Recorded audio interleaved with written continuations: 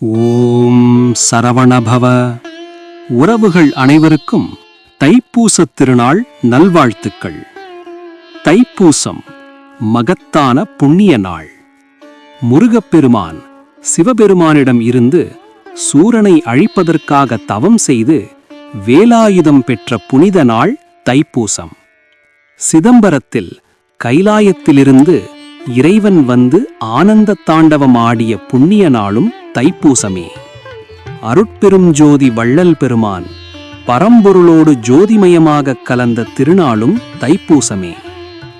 1-2-2026 ஞாயிற்றுக்கிழமை மாலை குரு ஓரையில் பூச நட்சத்திரம் மாலை 6:09 முதல் 6:59 வரை. இந்த நேரத்தில் 7 அகல் தீபங்கள் ஏற்றி வீட்டிலேயே முதலில் விநாயகர் மந்திரம் ஜபித்து பின்பு முருக பிரார்த்தனை செய்து கந்த சஷ்டி கவசத்தை மனதார உருகி வேண்டி ஒரு நாள் விரதமிருந்து முருகனை நோக்கி தவம் செய்வது போல மனப்பூர்வமாக வேண்டிக் கொள்ளுங்கள்.